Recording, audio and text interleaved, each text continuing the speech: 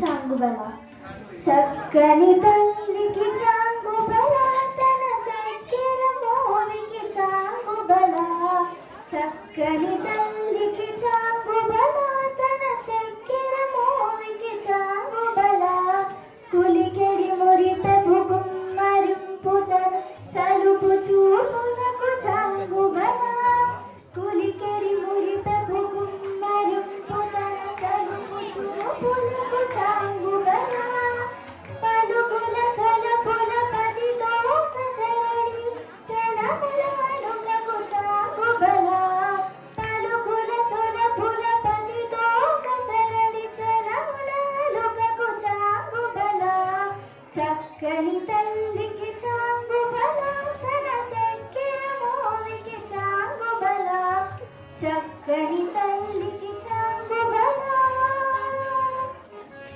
జందపు ముత్యపు సరుల హారముల చందన గంటికి చాంగుబల జందపు ముత్యపు సరుల హారముల చందన గంటికి చాంగుబల శ్రీజై వెంకట విభుని వెదకెడిని ఆ దేవుని కొనియాడుడి వేదం వెవ్వని వెదకెడిని ఆ దేవుని కొనియాడుడి వెంకటరమణ గోవింద సంకటహరణ గోవింద గోవింద హరి గోవింద వెంకటరమణ గోవింద అలరిన చైతన్యాత్మకుడెవ్వడు కలడెవ్వడ చెట కలడనినా అలరిన చైతన్యాత్మకుడెవ్వడు కలడెవ్వడ చెట కలడనినా తలతురెవ్వనిని తను వియోగదశి ఇలనాథని భజించుడి తలతురెవ్వనిని తను వియోగదశి ఇలనాథని భజించుడి వెంకటరమణ గోవింద సంకటహరణ గోవింద గోవింద హరి గోవింద వెంకటరమణ గోవింద సదసి సకల లోకంబు జనలగముల తోడా తోయంపు కురుల తోడ తులిగేసి శిరసు చింతకాయల వంటి జనలగముల తోడ లోయు చున్న కనకమాల పాదాల తోడ శూరవంత పారాయణి కంసత్ మిత్ర బహుధా వదంతి అని స్వామి చెప్పారు. సర్వులలోనూ భగవంతుడు ఉన్నాడనే సత్యాన్ని నిరూపించేటువంటి ఈ నాటకం స్వామివారు మనందరి హృదయాలలో ఉన్నారు.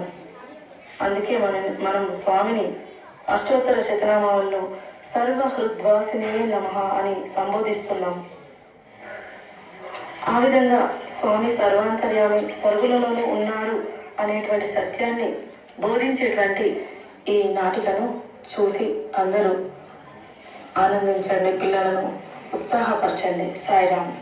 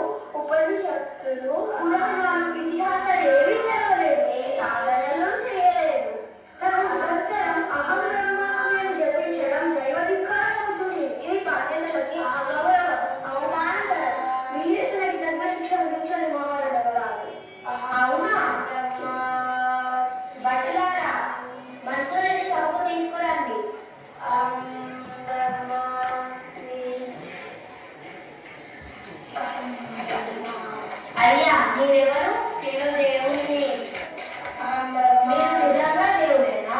అవును, నేను నిజంగా దేవుడిని. ఏంటి తను ఇలా అంటున్నారు? బట్టలారా బయటిని తెచ్చుకోండి.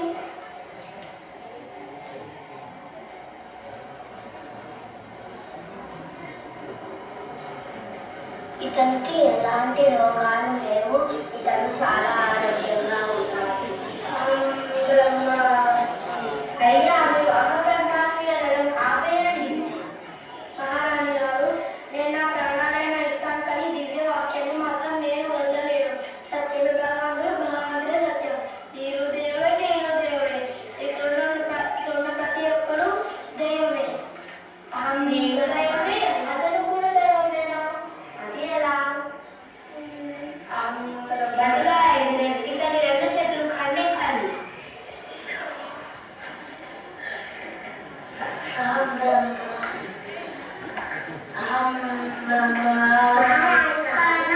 మహారాణి గారు, ప్రణామాలు. మనసూయ అనే వ్యక్తి చాలా గొప్పవాడు.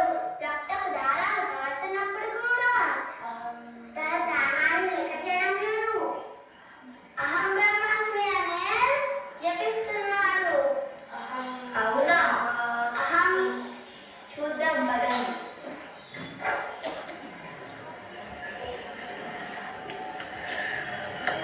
చిరునవ్వుతో కూడిన ఆ మన్సూరి ముఖం, శాంతంతో కనులు మూసుకొని ఉన్న తీరు చూసి మహారాణి గారు హృదయం చెలించింది. ఆమె తాను చేసినది మహాపాపమని గ్రహించింది. అయ్యో, మహాపాపం! ఎంత పని చేశారు! బట్టలారా విద్వాంసులను పండితులను పెంచుకురండి.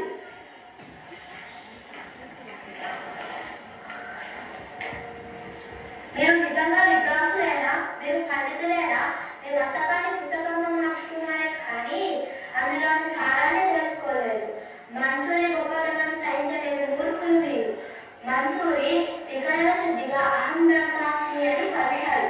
కానీ మీరు తప్పు మార్గంలో నడవడమే కాకుండా నన్ను కూడా తప్పు మార్గంలో నడిపించారు. మనస్యేకం, వచస్యేకం, కర్మణ్యేకం, మహాత్మనామని అతను నిరూపించారు. భగవంతుడు చెప్పాడు, చెప్పింది చేసి చూపించాడు. కానీ మీరు తప్పు మార్గంలో నడవడమే కాకుండా నన్ను కూడా తప్పు మార్గంలో నడిపించారు. అతను సత్యం కోసం అతని యొక్క ప్రాణాన్ని కూడా త్యాగం చేశాడు. అతని ధర్మానికి, అతని గొప్పతనానికి మీ ఊరిలో అతని మాన్యాన్ని నేర్పిస్తారు. జై సాయిరామ్. నా గుండెను దిందేవు క్షణమైనా విడువలేను. నిన్ను కలవైనా మరువలేను. క్షణమైనా విడువలేను, కలవైనా మరువలేను. ప్రాణ సఖా, ప్రేమ సఖా, ప్రియ సఖా, సత్య సఖా, ప్రాణ సఖా, ప్రేమ సఖా, ప్రియ సఖా, సత్య సఖా. పోదాందా? సరే, ఆడుకుందాందా.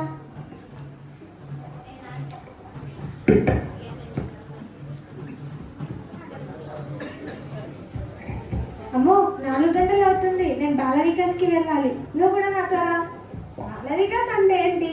ఓ, నీకు బాల వికాస్ అంటే తెలియదు కదా? తెలియదు. బాల వికాస్ అంటే బాలల మనోవికాసాన్ని బయటకు తీయడమే బాల వికాస్. అంటే మనలో ఉన్న టాలెంట్. అవునా? అవును. నీ రోజు నాతో పాటురా. నీకు నచ్చితే ప్రతి వారం వద్దు. సరే.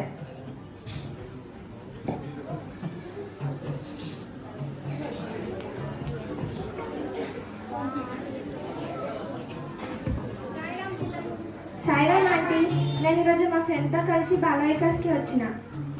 అవునా, చాలా సంతోషం. పిల్లలు పోయిన వారం మనం ఏ శ్లోకం నేర్చుకున్నాం? మీ అందరికి వచ్చిందా? Very good. ఈ రోజు మనము పెద్దలన్న మాట అనే పద్యసూక్తిని మనం నేర్చుకుందాం. ఓకేనా? పెద్దలన్న మాట, పెద్దలన్న మాట,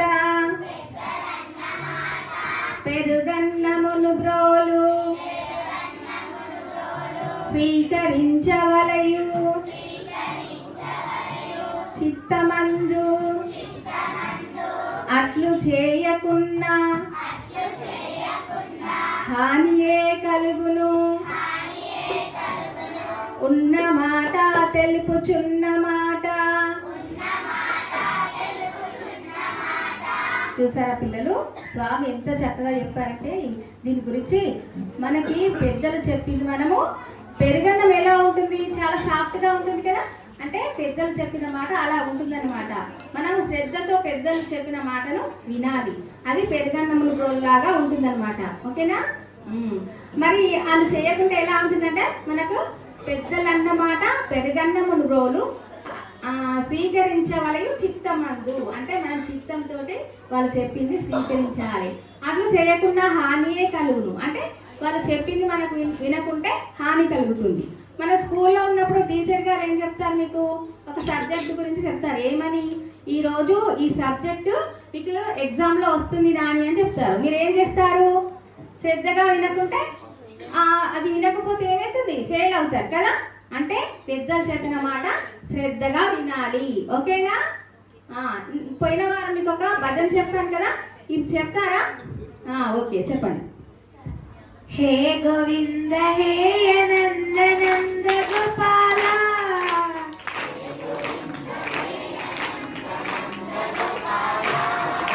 హే గోవింద హే అనంద నంద గోపాల,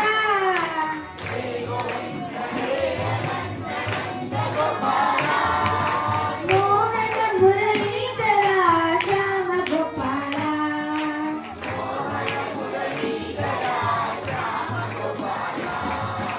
మోహన మురళీధర శ్యామ గోపాల,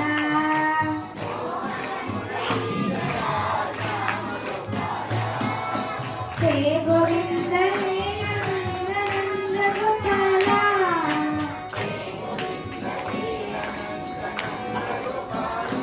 పిల్లలు చాలా చక్కగా చెప్పారు భజన. ఓకేనా? మీరందరూ నెక్స్ట్ వీక్ అందరూ ఇంకొకరిని ఎక్స్ట్రా తీసుకొని రావాలి బాల వికాస్కి. ఓకేనా? Very good. అందరూ వెళ్ళండి, నెక్స్ట్ వీక్ రండి.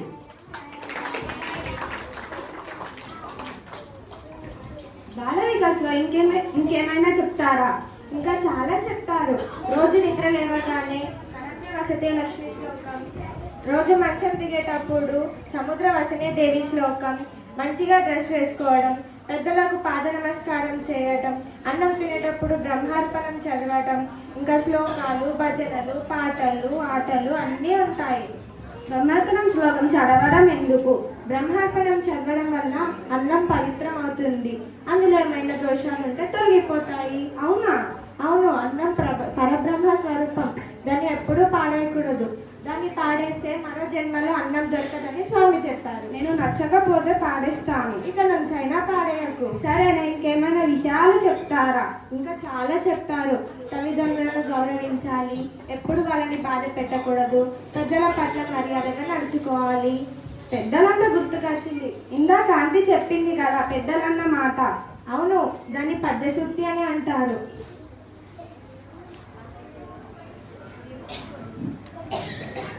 పిల్లలు అలా కొట్లాడుకోవడం మంచిది కాదు, మీరు కలిసిమెలిసి ఉండాలి. రండి, మిమ్మల్ని బాల వికాస్లో చేర్పిస్తాం. బాల వికాస్లో ఇది కూడా చెప్తారా? అవును, అందరూ కలిసిమెలిసి ఉండాలి, అందరితో మంచిగా ఉండాలి, పెద్దల పట్ల మర్యాదగా నడుచుకోవాలి. స్వామివారు అన్ని మతాలు సమానంగా చూస్తారు. అవును, నీకు విషయం చెప్పడం మర్చిపోయాను. ఈరోజు స్వామివారి పుట్టినరోజు, నీకు ఒక మంచి డాన్స్ చూపిస్తాను. సరే.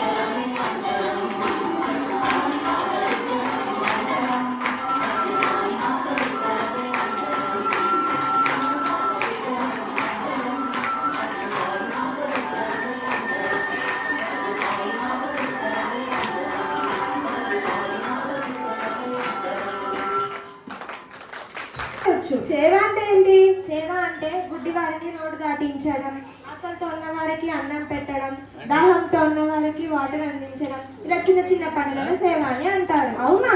అవును, నీకు చెప్పడం మర్చిపోయాను. ఇందులో ముఖ్యమైన 2 పండుగలు ఉంటాయి. పండుగలు అంటే దీపావళి, దసరా? కాదు కాదు. మరి ఏంటి? పండుగలు అంటే స్వామివారి పుట్టినరోజు మరియు బాలవికాస్ డే. బాలవికాస్ డే అంటే ఏంటి? బాలవికాస్ డే అంటే స్వామివారి యొక్క తల్లిగారి వర్ధంతి. ఇది మే 6th రోజు జరుపుకుంటారు. దీన్ని ఆ వారం రోజులు జరుపుకుంటారు. ఈ వారం రోజుల పాటు drawing competition, quiz competition, Lingashtakam, Hanuman Chalisa ఇలా ఎన్నో నేర్చుకుంటాము. దీన్ని ఈశ్వరమ్మ వారోత్సవాలు అని కూడా అంటారు. ఓ అలాగా. ఇంకేమైనా పండుగలు ఉన్నాయా జరుపుకోవడానికి? ఉన్నాయి. వసంత పంచమి రోజు సరస్వతి పూజ, సంక్రాంతి రోజు ముగ్గుల పోటీలు, భోగి పళ్ళు, సంక్రాంతి రోజున బొమ్మల కొలువు, కృష్ణాష్టమి వేడుకలకు పిల్లలతో ఉట్టి కొట్టించడం, ఇలా ఎన్నో పండుగలు జరుపుకుంటాము. థ్యాంక్స్. ఇంత మంచి విషయాలు తెలిపినందుకు చాలా కృతజ్ఞతలు. కృతజ్ఞతలు కాదు, మనం తెలిసిన పిల్లలను మరియు స్నేహితులను వాళ్ళ ఇంట్లో వాళ్ళకి చెప్పుదాం బాల వికాస్లో చేర్పించమని. సరే, ఇప్పుడైతే బాల వికాస్లో చేర్పిద్దాంలా.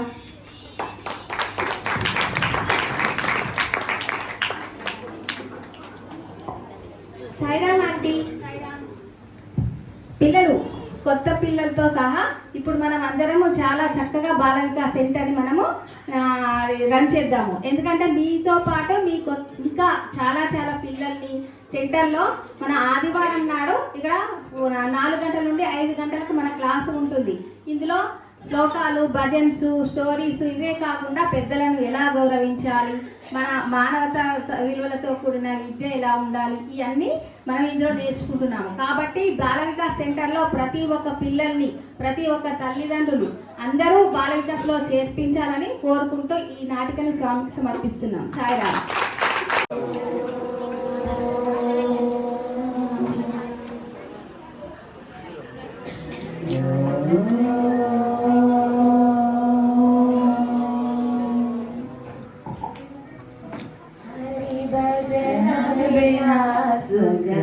शांति नहीं, हरि नाम बिना आनंद नहीं, हरि भजन बिना सुख शांति नहीं, ध्यान बिना संयोग नहीं, प्रभु दर्श बिना प्रज्ञान नहीं, भगवान बिना कोई अपना नहीं, भगवान बिना कोई अपना नहीं. భగవానుడు మనం భజనలో పాడుకున్నట్లుగా దయా ధర్మానికి మించిన సత్కర్మ లేదన్నారు. పరోపకారార్థం ఇదం శరీరం అన్నారు. అనగా ఇతరులకు సహాయం చేయాలి. ముఖ్యంగా ఆపదలో ఉన్న వారిని ఆదుకోవాలి. లేకపోతే ఈ మానవ జన్మనే వ్యర్థం. అమ్మా, ఇంకాస్త వివరంగా చెప్తారా? సరే, ఒక ఉదాహరణ చెప్తాను, వినండి. ఒక ఇల్లాలిగా మన బాధ్యత ఏంటంటే అందరినీ ప్రేమతో చూడటం, ఆదరించటం. అంటే ఆకలిగా ఉన్నవారికి అన్నం పెట్టడం లాంటిది, అంతే కదమ్మా? చక్కగా చెప్పావు. పని చేసుకుని సంపాదించుకోలేని వృద్ధులు, అనాథల వంటి వారికి అన్నం పెట్టాలి. సరే, ఇక ఈ రోజుకి మీరు వెళ్ళండి. ఇంతలో ఒక గుడ్డివాడు అక్కడికి వస్తాడు.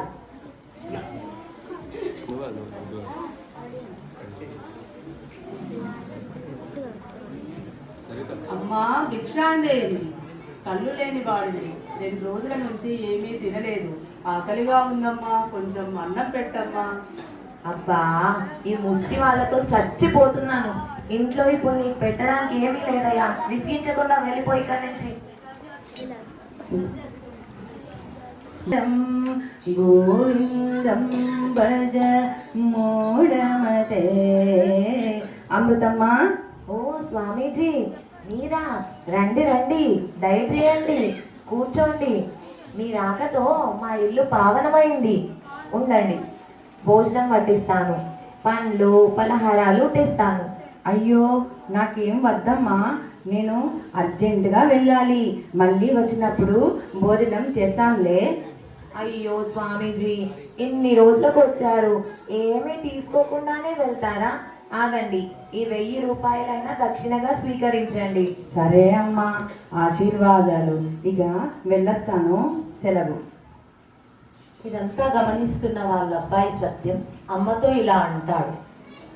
అమ్మా, నువ్వు సత్సంగంలో పరోపకారం గురించి, ఆకలితో ఉన్న వారికి అన్నం పెట్టడం గురించి, ఎదుటి వారికి సహాయం చేయడం గురించి చాలా చక్కగా చెప్పావు. కానీ అదే ఆకలితో వచ్చిన, అనారోగ్యంగా ఉన్న ఒక గుడ్డివాడికి మాత్రం ఏమీ పెట్టలేదు. అదే అన్నీ ఉండి ఆరోగ్యంగా ఉన్న స్వామీజీకి మాత్రం భోజనం పెడతానన్నావు, పండ్లు పలహారాలు ఇస్తానన్నావు, డబ్బులు కూడా ఇచ్చావు. ఎందుకమ్మా అలా చేశావు? ఒరేయ్, ఎందుకురా నీకు ఇదంతా? వెళ్ళి నీ చదువేదో నువ్వు చదువుకపో, వెళ్ళు. అయినా ఎవరైనా చెప్పినట్లు చేస్తారా? మరుసటి రోజు సత్యం వాళ్ళ నాన్నగారితో ఉన్నప్పుడు వాళ్ళ నాన్నగారి ఆఫీస్లో పనిచేసే గుమాస్తా అతన్ని కొడుకుని వెంట పెట్టుకుని వస్తాడు. ఏమిటి కన్నయ్య, ఇలా వచ్చా? సార్, మీరు ఆఫీస్లో ఉన్నప్పుడే కలుద్దాం అనుకున్నాను. ఇదిగో వీడు మా అబ్బాయి అండి, అసలు ఏం చదవట్లేదు. మీరైనా కొంచెం చెప్పండి దయచేసి. బాబు, మీ నాన్నగారు ఆఫీస్లో ఎంతో కష్టపడి మంచి స్కూల్లో నిన్ను చదివిస్తున్నారు. చదువు వల్లనే నీకు చక్కని గౌరవం లభిస్తుంది. అందుకే చక్కగా చదువుకోవాలి, మంచి ఆఫీసర్ అవ్వాలి. ఎంత కష్టమైనా శ్రమ కూర్చి చదవాలి. నీకెప్పుడు ఎలాంటి సహాయ సహకారాలు కావాలన్నా నన్ను అడుగు, నేను చేస్తాను. ఓకేనా? ధన్యవాదాలు సార్, వెళ్ళి వస్తాను. మంచిది తనయ్య, రేపు ఆఫీస్లో కలుద్దాం. ఇంతలో ఆ వీధిలో ఉన్న ఒక పేద విద్యార్థి అక్కడికి వస్తాడు. నమస్కారం సార్, నేను ఈ వీధిలోని ఒక స్కూల్లో చదువుకుంటున్నాను. స్కూల్ ఫీజు కట్టే ఆర్థిక స్తోమత మాకు లేదు సార్. ఎంతోమంది దయాగుణం కలిగిన మీలాంటి పుణ్యాత్ముల సహాయంతో నేను చదువుకుంటున్నాను. ఈ సంవత్సరం స్కూల్ ఫీజులో 1000 తగ్గింది. దయచేసి మీరు 1000 రూపాయలు సహాయం చేస్తే ఫీజు కట్టి బాగా చదువుకుంటాను సార్. అయ్యో బాబు, ఇప్పుడు నా దగ్గర అసలు డబ్బులు లేవు. ప్రస్తుతానికి నేను ఏ విధమైన సహాయం చేయలేను. వచ్చే సంవత్సరం కలువు, అప్పుడు చూద్దాంలే. వెళ్ళిరా. సరే సార్. ఇంతలో వారింటికి వాళ్ళ ఆఫీస్ కొలీగ్స్ వస్తారు. Sir, good evening sir. Hello hello, good evening. ఏమిటి ఇలా వచ్చారు?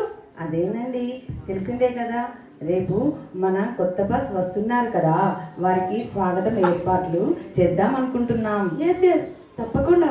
మన కొత్త బాస్కి ఘనంగా స్వాగతం పలుకుదాం. గ్రాండ్గా పార్టీ ఏర్పాటు చేసుకుందాం.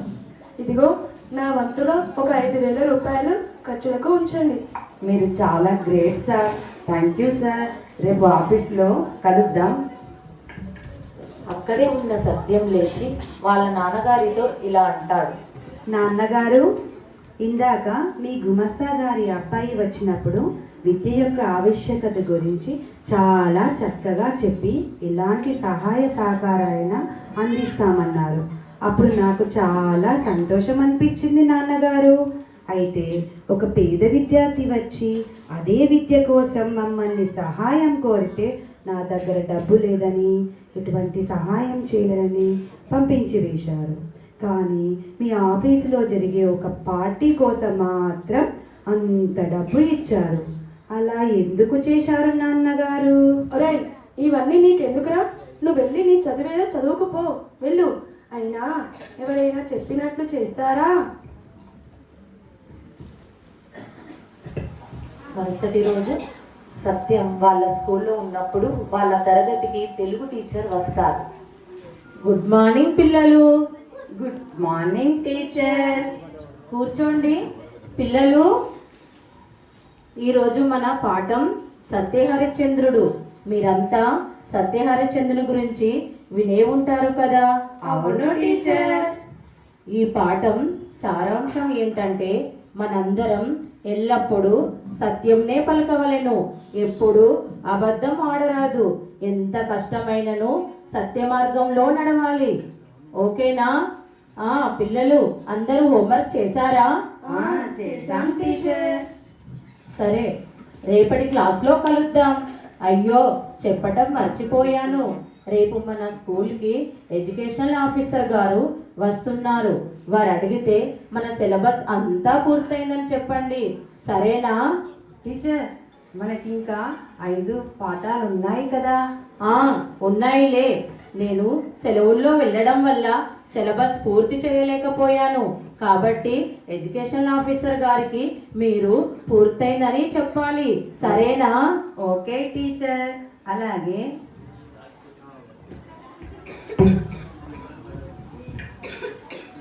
మాకు సత్యహరిశ్చంద్ర పాఠం చెప్పారు. అందులో సత్యమునే పలకవలని బోధించారు. ఎంత కష్టమైనా నిజమే చెప్పాలన్నారు. కానీ ఇప్పుడేమో మీరే మమ్మల్ని అందరినీ అబద్ధం చెప్పమనంటున్నారేంటి?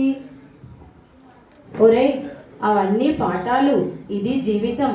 అయినా నీకెందుకురా? నీ చదివేదో నువ్వు చదవకపో, వెళ్ళు. అయినా ఎవరైనా చెప్పినట్లు చేస్తారా? కొన్ని రోజుల తర్వాత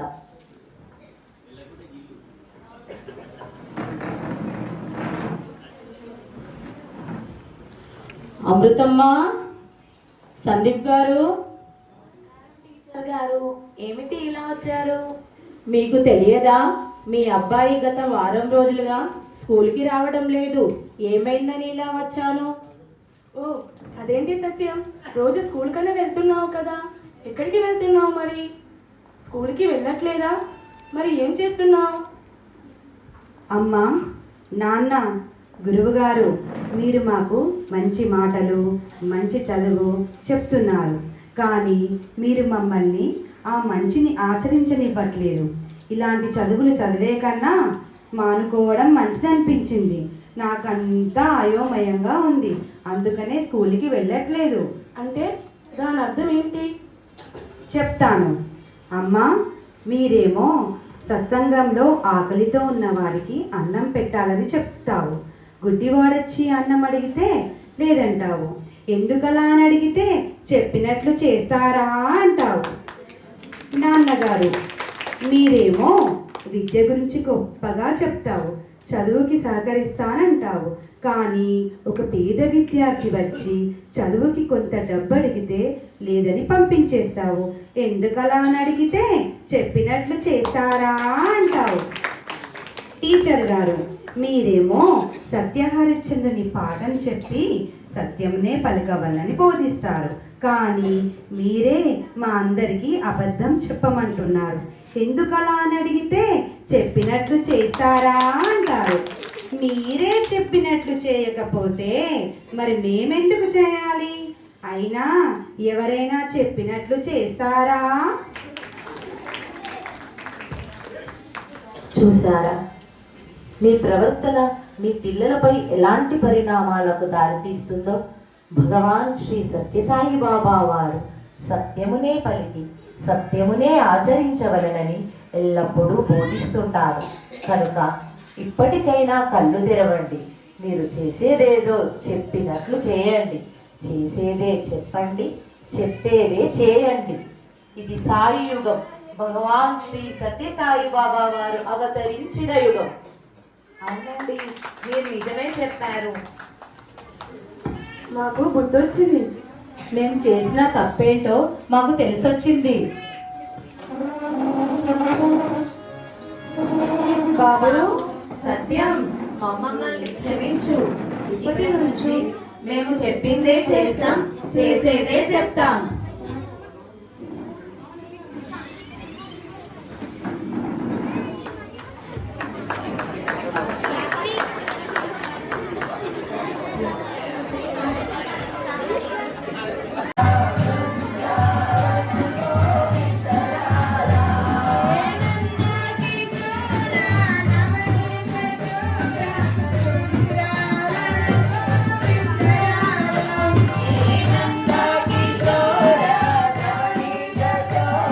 చెప్తారా?